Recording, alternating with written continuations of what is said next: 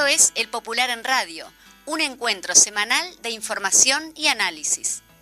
Buenos días a todos y todas, esta es una nueva edición en CX40 Radio Fénix, un espacio de comunicación con los comunistas, los frente amplistas, los militantes sindicales y sociales.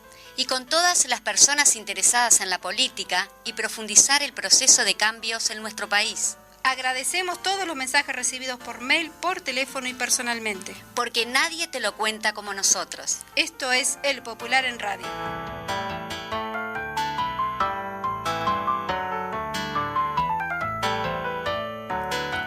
Pero muy buenos días, acá nos encontramos en un programa más de El Popular en Radio. Hoy vamos a tener, como es de costumbre, los titulares de El Popular, el portal.ui. También vamos a estar leyendo a continuación el editorial, el clásico editorial del Popular. Le mandamos un gran abrazo, un saludo a Juan Landaco, mi compañero conductor, que en este momento se encuentra en otras tareas y lamentablemente no pudo estar acá en la radio con nosotros. De todas maneras, les estamos dando la bienvenida a todas y todos nuestros oyentes. También comentarles que tenemos muchas noticias para compartir con ustedes. Han estado pasando cosas bastante desagradables, por así decirlo, impacto de la ley de urgente consideración, que de alguna manera u otra se las trae y está siendo justamente aplicada, aunque de alguna manera no nos demos cuenta o quieran que no nos demos cuenta. Vamos a ir a leer algunos de los titulares del portal del Popular. Por acá tenemos contra la violencia de género. Como sabrán, los últimos sucesos que se han venido desarrollando, esto es en respuesta a la violación en grupo que sufrió una mujer de 30 años en Cordón el pasado domingo, que se realizará en ese sentido una movilización en diferentes puntos del país. Se comenzará a las 18 horas y va a haber también caceroleo a las 19 horas para quienes no podrán asistir, ¿no? A los puntos que ya tienen estipulados. Sabemos que con el tema de la pandemia, los aumentos de casos, las cuarentenas, que hay mucha gente que está sufriendo, o que mejor dicho está quedándose en la casa para protegerse, pero también proteger al resto de la población. Estos encuentros, estas movidas que se van a estar realizando, también se pueden hacer en respuesta desde sus casas con caceroleo. La medida surge espontáneamente luego de que varios centenares de mujeres de todo el país se reúnan y definan manifestarse en diferentes puntos, en todos los departamentos, bajo la consigna que arda, entre comillas, por allí dice, que arda. Inclusive el loguito, si ustedes ven, es un fueguito, una llama, pero ya llega a ser fuego. La convocatoria de mujeres y disidentas feministas autoconvocadas en Montevideo y la marcha desde la Plaza Independencia. Por allí teníamos el titular del portal del Popular, que también se hace eco de estas barbaridades que surgen, ni que hablar temas femicidios, y hay que ponerse la lucha al hombro, y para eso están autoconvocadas esta actividad en la cual vamos a tratar de estar presentes. La LUC en profundidad, habla Juan Castillo, que es secretario general del Partido Comunista. Tenemos por allí un video en el portal del Popular que compartimos con todos ustedes para que lo puedan ver. Es un video realizado al secretario general del Partido Comunista, Juan Castillo. Luego también tenemos una entrevista que se le hubiera realizado en su momento en la Plaza de los Bomberos por la situación que está sufriendo el personal bombero en cuanto a las carencias, no solo de vehículos, sino de personal. Luego tenemos militares retienen a presidente de Furquina, que se presume un golpe de Estado. Por allí seguimos leyendo los titulares del Popular. También vamos a recurrir a otras noticias que vaya si son importantes en cuanto al Uruguay, lo que está sucediendo en el Uruguay, Pero sí, también recordar, que no lo dijimos al principio, pero que Uruguay derrotó 1-0 ayer en el partido que realizaron Uruguay y Paraguay. Por acá me mira Javier y me dice bien ahí. Y bueno, sí, una derrota, 1-0, pero derrota al fin de de Uruguay contra Paraguay. Bueno, el nuevo entrenador comenzó con el pie derecho, dice por acá, y la selección se permite seguir en la pelea por la clasificación al Mundial. Comandos de Fernando Pereira y Gabriel Boric se reunirán este viernes, es decir, en el día de hoy, con el fin de concretar un encuentro entre ambos en Chile. El presidente electo del Frente Amplio, que asumirá, como todos y todas saben, el 5 de febrero, el presidente Fernando Pereira, presidente electo, dijo que la instancia tendrá un valor simbólico y en ese sentido de que hay una intención de la izquierda uruguaya de construir nuevamente un bloque progresista en la región. Combustibles, el gobierno define ajuste mensual de tarifas con preocupación por la suba del crudo. El mercado del petróleo arrancó el año con un incremento del 15% en el barril y el ministro Omar Paganini dijo que se calibra cuál es el margen que tenemos para decidir el porcentaje del ajuste. También tenemos que el Frente Amplio ampliará la denuncia penal por contrato en el puerto con Cató el Nati, como sabrán, tras la intervención del Ministerio de Economía y Finanzas en el expediente. El senador de la oposición, Charles Carrera, sostuvo que el Poder Ejecutivo está utilizando todo el poder público que tiene para que no salga a la luz el actual ilegítimo, ¿no? Por otro lado tenemos otro titular que dice: hay un cuarto varón indagado por el caso de violación grupal, como lo decíamos al principio, en Cordón, y ya se extrajeron las muestras de ADN de todos los involucrados. Los 3 adultos se negaron a brindar su muestra, por lo que se impuso un recurso judicial, mientras que el adolescente lo hizo de forma voluntaria. Con miras a tener presencialidad plena, ANEP aprobó junto al Ministerio de Salud Pública el nuevo protocolo sanitario en las aulas. Un poquito ahí les leíamos algunos de los titulares, no solo del portal del Popular, sino también titulares de otros medios de comunicación que están saliendo, dado los últimos acontecimientos en el Uruguay. Mandamos saludos a todos los mensajes que nos están llegando, los leímos ahí antes de comenzar el programa. Les mandamos saludos a todos los que nos están escribiendo, también los clásicos saludos, Nelson y Anita, que nos mandan, ellos siempre están al firme como muchos otros en esta audiencia clásica de El Popular en Radio. Y vamos ahora a compartir con ustedes. Hoy vamos a tener una visita a los estudios de la radio, una entrevista central que le vamos a estar realizando a Gustavo Leal. Gustavo Leal, explicarles un poquito a la gente que no lo sabe, es exdirector de Convivencia Ciudadana en el Ministerio del Interior. Por allí vamos a estar hablando sobre el tema de seguridad, los artículos que impactan en la LUC, en ese tema, que Gustavo Leal es especialista en estos temas, ya que estuvo ocupando ahí en la dirección en el Ministerio del Interior, la dirección de Convivencia Ciudadana. Pasamos a leer el editorial que hoy se titula Honduras se cita con la historia. Este jueves, Xiomara Castro se transformó en la primer mujer en asumir la presidencia de Honduras. Eso solo alcanzará para que se le prestara especial atención y se le destacara este hecho, pero hay mucho más aún. Xiomara Castro es una mujer valiente que construyó su identidad política en las luchas contra el golpe de Estado, organizado y promovido por los yanquis e instrumentado por la oligarquía corrupta hondureña, que derrocó a su esposo Mel Zelaya. Durante 12 años estuvo al frente de las luchas y la resistencia contra el gobierno represor del narco Juan Orlando Hernández, apoyado por Estados Unidos y ahora caído en desgracia.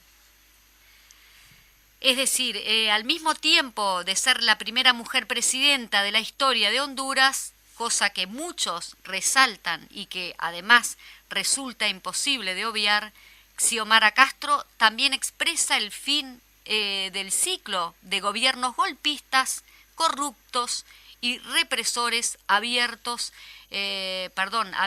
con el golpe de Estado en 2009, el inicio de la contraofensiva del imperialismo y las oligarquías contra los pueblos de nuestro continente. Y eso sí, que los brillantes analistas de los medios internacionales no lo dicen tanto. El triunfo de Xiomara Castro es el retorno de la democracia para Honduras. Y hay más. Xiomara es la primera presidenta electa en un partido de izquierda de la historia hondureña. Y como si todo lo anterior fuera poco, Xiomara Castro también es la primera presidenta en recibir el bastón de mando indígena y fue ungida con el título de gobernata de los pueblos indígenas. En una ceremonia ancestral realizada por el Consejo Cívico de Organizaciones Populares e Indígenas de Honduras. Xiomara Castro ganó con un gran respaldo popular a su candidatura, que no se expresó con la misma contundencia en el Congreso. Su victoria es fruto de la acumulación de las luchas heroicas del pueblo hondureño, de sus expresiones políticas y sociales. Su candidatura sintetiza una gran esperanza y sostuvo el respaldo de su partido Libertad y Refundación Libre, y de varios partidos más, en una alianza lograda muy poco tiempo antes de las elecciones, que algunos analistas definen como progresista, en realidad es aún más amplia y diversa que esa caracterización y ahora tiene el desafío de consolidarla. Antes de asumir ya tuvo que enfrentar la primera crisis con la rebelión de un grupo de diputados de su partido que querían nombrar, en acuerdo con el derechista del Partido Nacional, presidente cabecilla de la rebelión, el gabinete, del Congreso Distrito, ¿no? Esa crisis parece haberse conjugado con el ofrecimiento de ingresar como cabecilla de la rebelión al gabinete de gobierno y el pedido de retorno de 12 de los 18 diputados que habían sido expuestos de Libre. Xiomara y su gobierno enfrentan desafíos enormes. Honduras tiene un 70% de pobreza, el nivel de homicidios per cápita más altos del continente, la violencia del narco y las maras, que son pandillas juveniles, una concentración de riqueza y la tierra escandalosa, una oligarquía violenta y corrupta, acostumbrada a considerar su finca al país, la tasa de migración más alta de Centroamérica. De hecho, hoy las remesas de los migrantes son el primer rubro de la economía hondureña. Además tiene que enfrentar una relación siempre conflictiva, con los Estados Unidos, actor central de la política hondureña y de todo Centroamérica. Además de orquestar golpe de Estado y amparar oligarcas depredadores y corruptos, aunque ahora hagan garganta con la lucha contra la corrupción. Continuamos el editorial. Los yanquis tienen en Honduras una de las bases militares más importantes de la región, la base del Sotocano, también conocida como Palmerola, donde operan una fuerza de tareas del Comando Sur. Palmerola, fue el centro de operación de la contra Nicaragua y más acá en el tiempo fue desde donde se expulsó del país al derrocado Mel Zelaya en el año 2009. Kamala Harris, la vicepresidenta de Estados Unidos, estuvo presente en la asunción de Xiomara y fue muy aplaudida. Solo recibieron una ovación mayor Cuba y Bolivia, aunque la vicepresidenta argentina Cristina Fernández y la expresidenta de Brasil Dilma Rousseff también fueron muy aplaudidas por la multitud. Xiomara se propone refundar Honduras, quiere construir lo que denomina un Estado socialista democrático en un estadio nacional de Tegucigalpa, desbordado por miles de personas con pancartas de colectivos campesinos, sindicales, estudiantiles, feministas, ecologistas e indígenas que gritaban con emoción "sí se puede" y el ya clásico conocido "el pueblo unido jamás será vencido". Xiomara pronunció un discurso que quedará para la historia y resumió sus prioridades. Reivindicó el movimiento de resistencia iniciado en 2009 y dijo que su victoria es hija de esas luchas. Comprometió la libertad de los presos políticos y el retorno de los exiliados, reclamó justicia para Berta Cáceres, líder indígena y ecologista asesinada, y para los presos de Huapinol, militantes sociales que resisten en un proyecto minero que contamina y reprime a las comunidades. Xiomara anunció varias medidas para combatir la pobreza, una que generó mucha tensión de la ciudadanía. Comprometió la gratitud de la luz para el millón de hogares más pobres, la gratitud de millones de hogares de pobres del país, y dijo que el costo de esto lo iban a pagar los grandes consumidores de energía. Anunció también la instrumentación de consultas populares para gobernar con el pueblo y una reforma constitucional. Xiomara también anunció la instalación de una Comisión Nacional e Internacional para el Combate a la Corrupción, con el apoyo de la ONU. Dijo que la deuda externa de Honduras es imposible de pagar y propuso su reestructuración. También dijo que renegociará el CAFTA, el Tratado de Libre Comercio entre Estados Unidos y los países de Centroamérica, para proteger el desarrollo del agro y de la industria del país. Xiomara juró como presidenta ante la Constitución sostenida por su nieta. En su acto de asunción se reflejó el enorme respaldo popular que tiene, la enorme esperanza que genera en una parte muy importante del pueblo. De su discurso queremos resaltar dos frases. La primera, porque muestra descarnadamente el drama en que vive hoy el pueblo hondureño.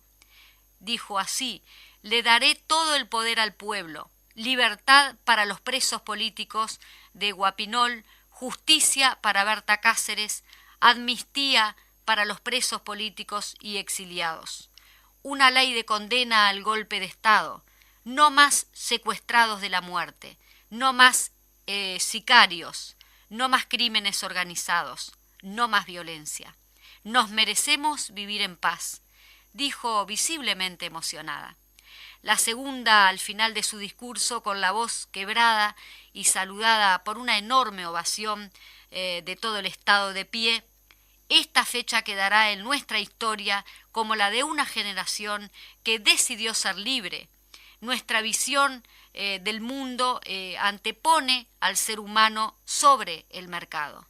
Mujeres hondureñas, no les voy a fallar, voy a defender sus derechos, todos sus derechos. Cuenten conmigo hasta la victoria siempre. Los desafíos son muchos, las dificultades también, pero lo principal, lo que hay que rescatar hoy es que Xiomara encarna la esperanza de un pueblo digno y combativo, que encontró la forma de rebelarse y empezar a cambiar. Salud, Xiomara. Salud, hermano pueblo hondureño. Por allí teníamos un editorial completito, obviamente como como lo escuchaban, sobre la asunción este jueves de Xiomara Castro, que se transformó, bueno, en la noticia central, no solo para el pueblo hondureño, sino también para el pueblo uruguayo, que mandamos desde acá, desde la radio, un gran abrazo a todo el pueblo hermano hondureño. Teníamos por allí, que les comentábamos al principio, que íbamos a tener nuestro invitado central de hoy, Gustavo Leal, que él fue director de Convivencia Ciudadana. Lo tenemos por acá en los estudios, que anda dando vueltas por ahí, medio tímido. Pase, Gustavo Leal, que es su casa. Muy bien, adelante. Estoy sola, estoy de secretaria. ¿Cómo estás, Gustavo? Bienvenido. Bueno, estamos recibiendo aquí en los estudios de la radio de la Fénix, en el programa El Popular en Radio, a nuestro invitado central. Sabemos que Gustavo Leal fue director de Convivencia Ciudadana en su momento del Ministerio del Interior. Tenemos un tema muy delicado para tratar. Habíamos dicho que que los temas centrales de la ley de urgente consideración obviamente son la educación, en este sentido de cómo se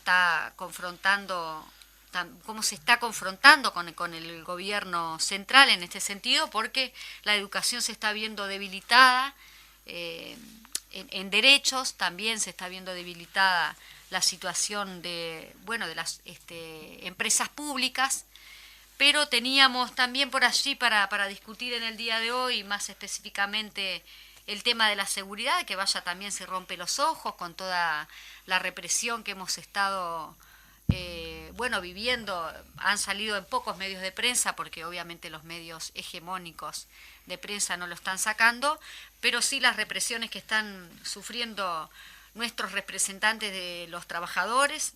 Ya lo hemos visto en más de una oportunidad, y hoy queríamos más bien irnos al tema de la seguridad y cómo esto impacta no solo en los que son reprimidos por los agentes de la policía, y no solo de la policía como que la gente lo está viendo, sino también de cómo nosotros tenemos que ver al funcionario del Estado, es decir, al policía como funcionario y desarrollando sus funciones allí en cuanto a la seguridad, que no es reprimir, no necesariamente es reprimir y golpear, y la policía tiene otra función, que es la que también se defiende por parte, que no es la que está queriendo demostrarnos la ley de urgente consideración con sus artículos con el tema de la seguridad. A Gustavo Leal sacamos una nota, no le hicimos una entrevista, fue sobre una participación que él tuvo allí en el comité José Trigo en su momento, que fue el fin de semana pasado, si mal no recuerdo, el día sábado, del cual el Popular se hizo eco, sacando una nota en cuanto a los dichos de Gustavo Leal, pero hoy lo queríamos tener justamente en los estudios del Popular para estar hablando nada más ni nada menos de que el tema de legítima defensa, la seguridad, capaz que vamos en principio, para ya empezar de lleno con la entrevista, vamos al corte que tenemos estipulado de la radio, y ya volvemos en el segundo bloque. Estaríamos compartiendo entonces con Gustavo Leal una entrevista hasta finalizar el programa.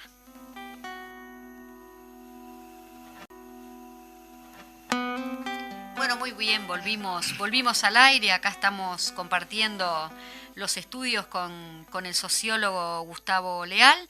Antes de comenzar la entrevista, estaría bueno, Gustavo, primero darte la bienvenida a todo Muy buenos días. A nuestra audiencia. Muchísimas gracias por la invitación y un saludo a toda la audiencia y a todos los lectores y oyentes del Popular. Supongo que estás haciendo una recorrida importante, porque ya te hemos visto por allí recorriendo algunos comités de base y explicándole un poquito a la gente, ¿no?, tan necesario que es ponerlos un poco en una ley de urgente consideración, pero que impacta directamente, y cómo impacta en la población.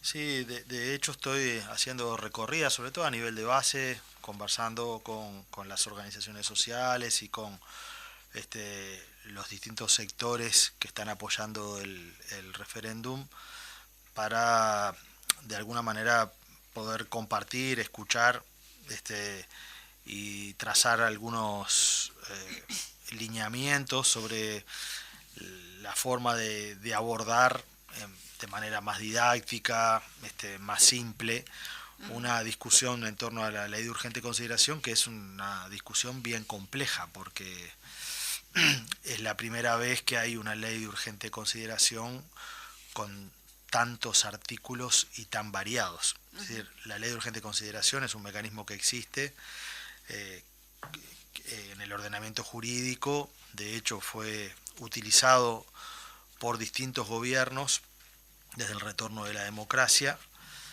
Antes de esta mega LUC hubo 12 leyes de urgente consideración que utilizaron los distintos gobiernos, también el gobierno del Frente Amplio, pero el mecanismo de la ley de urgente consideración es un mecanismo especial que se le otorga al Poder Ejecutivo cuando hay una situación que exige una definición muy rápida y claro, que hay un fundamento de una necesidad de resolver, que lleva a que la ley de urgente consideración tiene un mecanismo donde es el Poder Ejecutivo el que puede presentar la propuesta.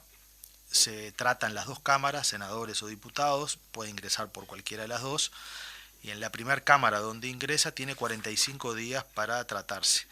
Si no se trata la ley de urgente consideración, es decir, si no lo pone en discusión el Parlamento, la ley queda aprobada.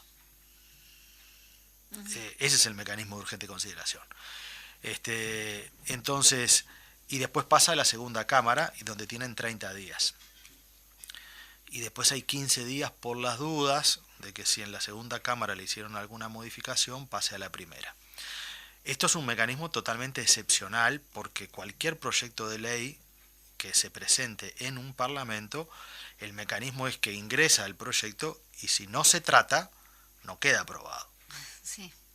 Entonces, por eso este es un mecanismo especial que se ha utilizado para situaciones especiales. Por ejemplo, el doctor Tabaré Vázquez utilizó este mecanismo para incluir en su primer gobierno una ley de urgente consideración en los primeros meses, que fue la creación del Ministerio de Desarrollo Social. ¿Por qué? Porque sí era urgente. Porque se consideraba de que había una emergencia social, había que prestarle asistencia a casi 1 millón de uruguayos que habían y que estaban en ese momento en situación de pobreza, fruto de la crisis del 2002 y toda la situación que vivimos en aquel momento, y por lo tanto el proyecto aquel tenía como urgencia el crear una estructura institucional que permitiera canalizar la emergencia y la atención a la emergencia, y por lo tanto esa fue la lógica de la creación del Ministerio de Desarrollo, que tuvo además el respaldo de todos los partidos. En los 12 proyectos de ley que se han presentado desde el retorno democrático a la fecha, sin contar la LUC, había alrededor de unos, si sumamos los 12 proyectos, entre los 12 tenían alrededor de unos 250 artículos. La suma de los 12 proyectos eran 250 artículos. Solo este proyecto que se aprobó tiene 476. Solo es, sí. Y claro, va desde temas tan vastos como el cambio de nombre de la policía de tránsito a la policía caminera, pasando por los cambios en la inclusión financiera, que habilitan, por ejemplo, que un patrón, si te contrata, puede pagarte por el cajero o exacto, puede pagarte en efectivo. Sí, como se usaba antes. Claro, como se usaba antes, y todos sabemos que cuando se paga en efectivo la posibilidad de que... Se pierde la formalización, digamos, los aportes... No es que se pierda automáticamente, no se pierde, pero un depósito bancario queda registrado y es más fácil comprobar si me están pagando lo que corresponde, que si me dan el dinero en efectivo y me dicen, bueno, firma esto y después te doy una parte por afuera, etcétera, etcétera. Además de eso, una cantidad de otros artículos que tienen que ver con el cambio del régimen de alquileres, pasando por cambios en la propuesta de seguridad, eliminando la participación docente en secundaria, en primaria y en la UTU, en los consejos desconcentrados. Es decir, una variedad que lleva a que esta ley, si bien los mecanismos de urgente consideración son mecanismos, como dije, que son legales, todos los antecedentes previos a esto fueron en un uso controlado y focalizado. Acá lo que se crea es un antecedente embromado para la democracia, porque puede quedar la tentación para el próximo gobierno, no importa quién sea, que venga con una LUC con 1000 artículos. Bueno, porque como si lo dice uno, el presidente del PIT-CNT, una ley ferrocarril, esta otra ley, 10.000 artículos. Y será claro, como... porque de última, con esta ley, el Parlamento casi dejó de funcionar durante un buen tiempo, porque modificaron con la ley de urgente consideración casi 70 leyes, que muchas veces esas leyes necesitan un debate social, porque el Parlamento es el lugar de la representación de la pluralidad, de la gente, de distintos colectivos, y a veces los legisladores, que no saben de todo, como nadie sabe de todo, se tienen que asesorar y escuchar a los implicados a veces en una ley, escuchan la versión, si es una ley sobre temas laborales, escuchan a los trabajadores, escuchan a los empresarios, escuchan a abogados, escuchan a la cátedra de la universidad, escuchan a técnicos. No tuvieron mucho tiempo ni de escuchar ni de estudiar tampoco, muy pocos minutos. 15 minutos por cada delegación para temas que son bien complejos, y entonces ahí también la calidad legislativa que importa ha sido muy pobre, y esto genera un antecedente donde cualquiera con una mayoría circunstancial puede tener la tentación, en serio, de mañana venir con 1000 artículos, derogar todo, y es como que se empieza de cero. Y eso, el Uruguay tiene una tradición de que hay cambios y hay permanencias y hay continuidades que hay que tener en cuenta. Es decir, esta lógica refundacional de que poco menos que gracias a la LUC acá hay cosas nuevas que se hacen y que antes no se hacían, y podemos hablar ahora a partir de este tema de la detención del futbolista de Peñarol. Se ha dicho que gracias a la LUC la policía pudo detener ese auto y pedirle documentos. Eso es una barbaridad. Sí, siempre se hizo. Una mentira. Están utilizando mentiras sistemáticas, diciendo cosas que son absolutamente falsas y no se las cree nadie. Además me parece, y lo peor es que son cosas que salen a decir autoridades del Ministerio del Interior y autoridades del gobierno. Salió el secretario de Deportes, Bauzá, que fue antes presidente de la AUF, y que sabe bien que durante muchos clásicos estos operativos siempre se hacen. Siempre estuvo autorizado el poder de detener un auto, el pedir documentación, el poder hacer un registro, y entonces esto, no sé, ahora poco menos van a decir que gracias a la LUC amanece todos los días, porque todos los días inventan esta cuestión de casi realismo mágico, donde las cosas que suceden en el Uruguay, gracias a la LUC la policía le puede pedir documentos a la gente.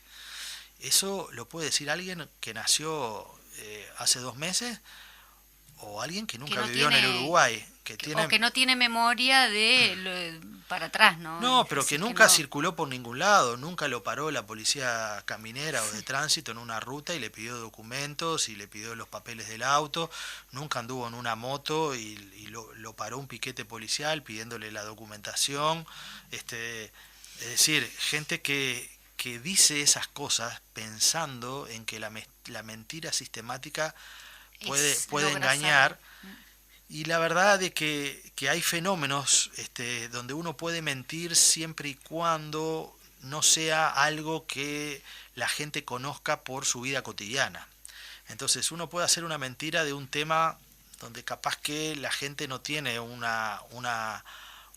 vínculo con esa temática que sea cotidiano, pero que me digan, o que le digan al Uruguay que nunca antes en un partido de fútbol habían podido pedir documentación a un auto o hacer un piquete, es de una cosa tan burda que cualquiera que tiene un poco de barrio, no allá de barrio, que vive en este país, que no es un marciano, dice, no, pero esto me están tomando el pelo.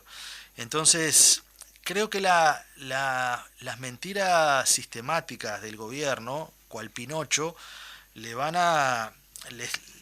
están jugando un juego en contra, porque la gente al final toma decisiones de manera informada, y cuando hay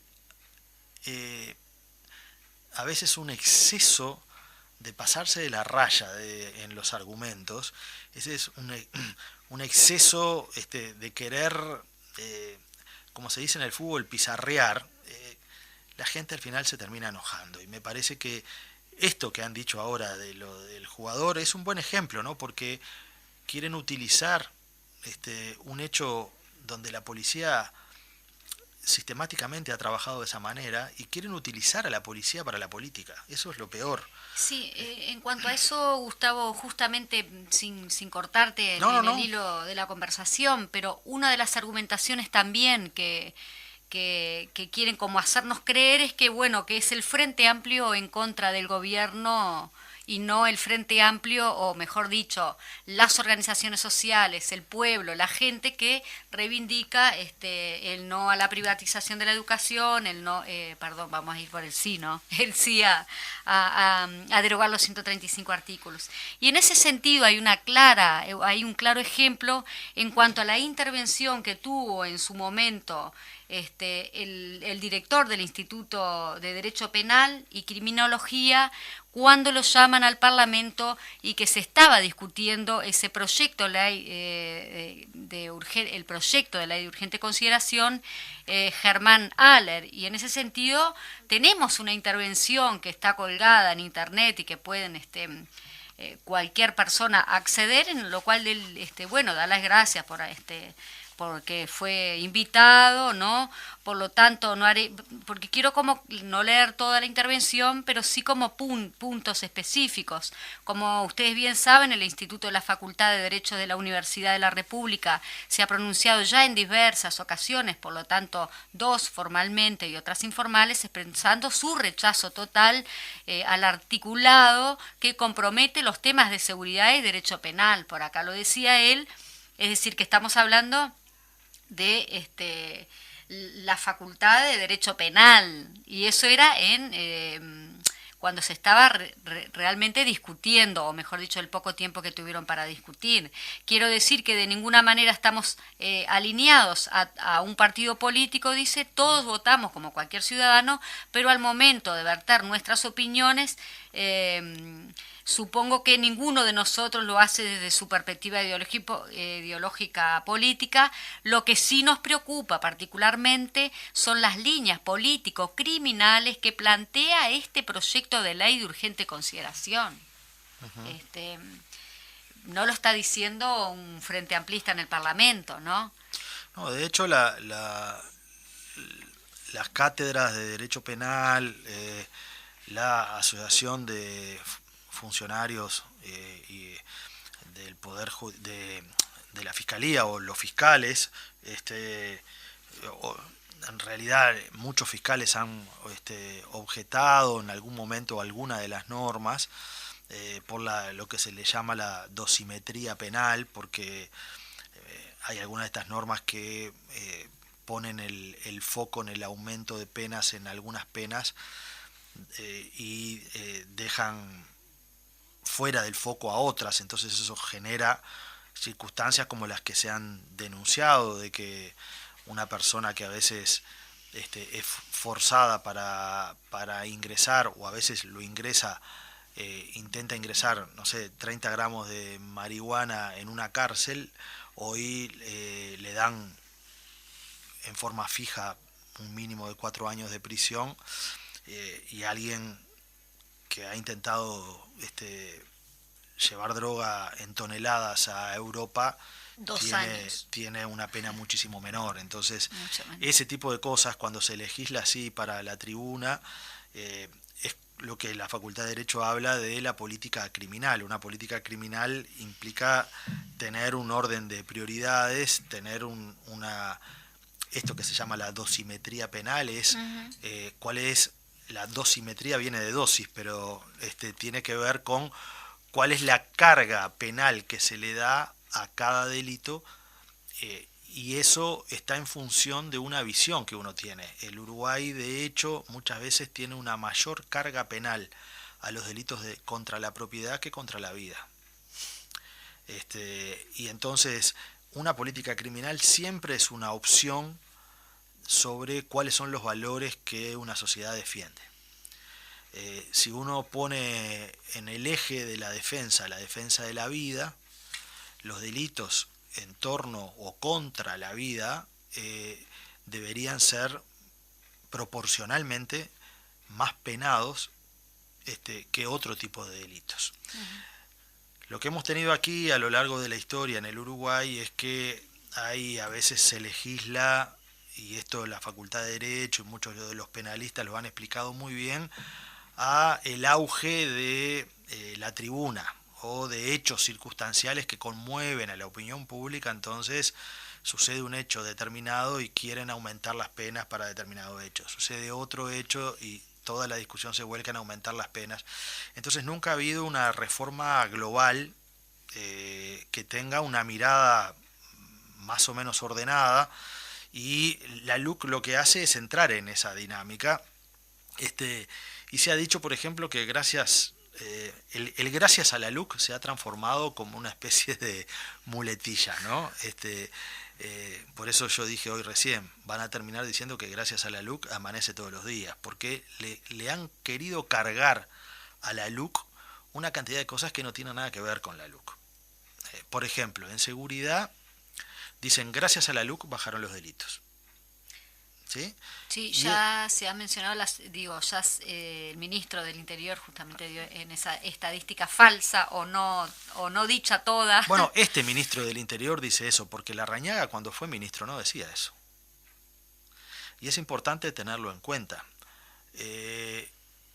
Aquí hubo una situación que en marzo del 2020, cuando asume este gobierno asumió con un discurso que todavía lo mantiene, bastante refundacional y que promueve constantemente una grieta en la sociedad.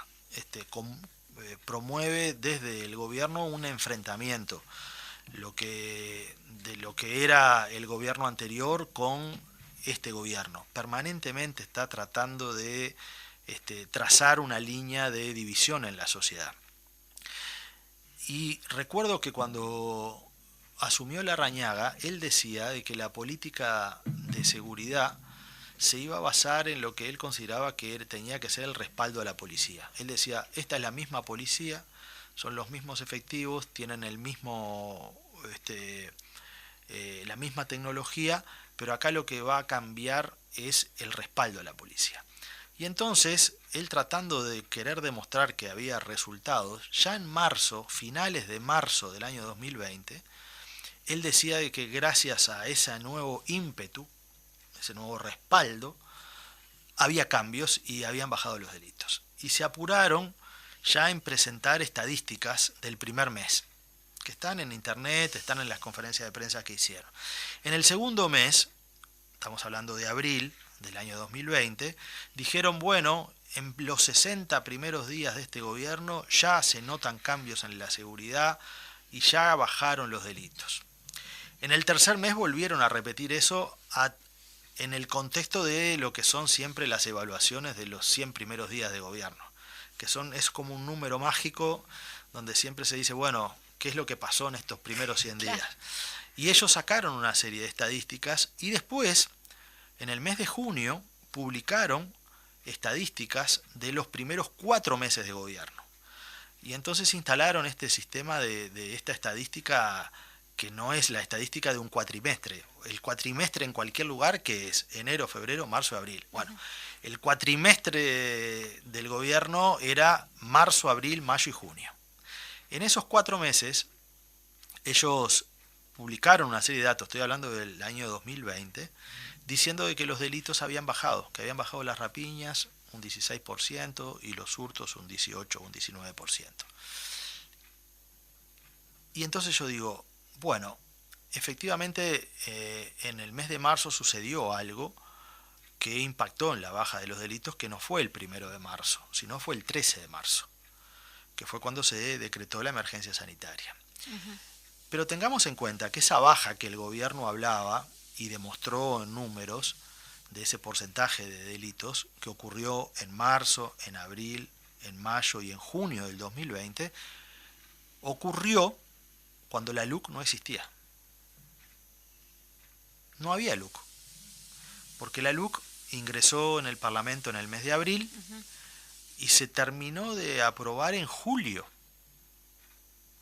Por lo tanto, cuando el gobierno hablaba de la baja de los delitos, nunca habló de la LUC, porque la LUC no estaba. Claro, que es lo que tratan de argumentar ahora. Ahora cambiaron, porque ahora cambiaron el discurso. Mientras empezó a juntar firmas, tampoco hablaron de la LUC. Recién después que se juntaron las 800.000 firmas, el gobierno cambió el discurso. Hasta ese momento, la baja de los delitos era porque había respaldo a la policía y porque incluso ellos eran hinchas de la policía. Y la policía se sentía segura. Y lo peor que podemos tener nosotros al frente del Ministerio del Interior es un hincha. Porque la policía no necesita hinchas. Porque fíjense, ¿qué es un hincha? Un hincha es alguien que cree por las pasiones momentáneas. Claro, que cree que por gritar en la tribuna, o arengar, o gritar, o tener el... va a tener los resultados que él quiere. Claro, o tener el bombo y el redoblante más fuerte y tener la bandera más grande, y poder cantar más fuerte que el otro, que la otra hinchada, eso va a determinar el partido. O por gritarle al juez y abuchearlo, eso va a amilanar a los jugadores o a los propios. Y entonces esa lógica de hinchada es una lógica totalmente irracional, que frente a un Ministerio del Interior que tiene el monopolio del uso de la fuerza, nosotros lo que necesitamos son gente aplomada, directores técnicos con visión estratégica, y no hinchas. El hincha es para la tribuna, y el hincha es el que piensa que por gritar y mandar al frente a los jugadores, o decirle un epíteto a un juez, o exigirle a un director técnico que haga un cambio, ellos desde la tribuna van a estar dirigiendo el destino del club. Y en realidad no es así. Si un ministro es un hincha, termina siendo alguien que piensa que por gritar fuerte y mandar al frente a los policías que trabajan todos los días, uno va a tener resultados. Entonces, cuando se juntaron las firmas, cambió el discurso, cambió la idea, y a partir de ahí apareció como que la LUC, ahí apareció el gracias a la LUC, ¿no? Se instaló. Sí. Y ahora esto gracias a la LUC. Entonces llegamos al ridículo de esto, de que detienen a un jugador, detienen un auto en un piquete, que hoy ya se sabe además que lo detuvieron porque la policía profesional tiene instrumentos tecnológicos que se compraron en la administración anterior, interceptaron una llamada telefónica, sabían de que por esa llamada había un jugador de fútbol que le decían el Chapa, que estaba trasladando un arma, y cualquiera que conoce algo de fútbol sabe que el Chapa es el jugador que fue detenido, que es el apodo que tiene porque él tiene un apellido difícil de pronunciar, que es Chiapacase, y a él le dicen el Chapa. Es más, cuando él fue al Atlético de Madrid a jugar, porque en su momento fue contratado, le regalaron una camiseta que en vez de tener su apellido atrás decía Chapa. Chapa porque es como el apodo, es como a Luis Suárez que le dicen Lucho, o a Godín que le dicen el Faraón. Entonces, Godín es un apellido fácil de pronunciar, y Suárez también. Es Chiapacase, no es tan sencillo. En otra oportunidad te vamos a entrevistar para hablar. Claro, y menos. Pero eso es importante porque, sí, cuando supuesto. se dice este tema, que es un tema que está arriba de la mesa con lo que pasó en el jugador y se dice gracias a la LUC, Claro. ese argumento es un argumento que además le cae muy mal a la policía. Y eso es un tema importante a tener en cuenta. ¿Por qué? Porque hay un intento de hacer uso político de la policía. Y de decir, bueno, ahora la policía puede hacer esto. Y para un profesional de la seguridad, como son los policías, realmente se sienten muy mal, porque es como que un nuevo gobierno asumiera y dijera, bueno, ahora los maestros recién ahora están pudiendo enseñar a leer y a escribir gracias a que nosotros llegamos al gobierno. Y entonces alguien me decía, no, pero miren, yo fui formado como policía en el año 70 o en el año 80, o en el año 90 o ahora, hace 10 años, y a mí me enseñaron a hacer procedimientos policiales y esto es parte de mi trabajo profesional y yo no es la primera vez que hago un operativo policial en torno a un partido de fútbol. Digo, porque eso para la propia gente que está trabajando en la seguridad, como los policías, sienten que los están usando, sienten que están hablando de ellos para hacer política. Y me parece que ese es un punto que es importante, porque ha habido muchísimos policías que firmaron. Y hay muchísimos Por eso, policías. ¿qué le decimos a la población? Es decir, ese miedo que están tratando de imponer a la Bueno, población justamente por el tema de que no vayan a votar por el sí el 27 de marzo. Que votar por el sí no es defender a los delincuentes, en primer lugar. Exacto. Porque el gobierno, en esa polarización sistemática que instala, parte de este siguiente razonamiento muy básico, ¿no? Que después se le desmorona, pero el razonamiento básico es: nosotros respaldamos a la policía y por eso creamos la LUC para respaldar a la policía. Quien está en contra de la LUC defiende a los delincuentes y está en contra de la policía. Razonamiento que se cae de maduro porque tras cartón después dicen, bueno, gracias a nosotros y a la LUC la policía ahora puede pedir documentos. Gracias a nosotros y a la LUC la policía pudo detener un auto en un operativo policial. Que ya lo expliqué, no es verdad.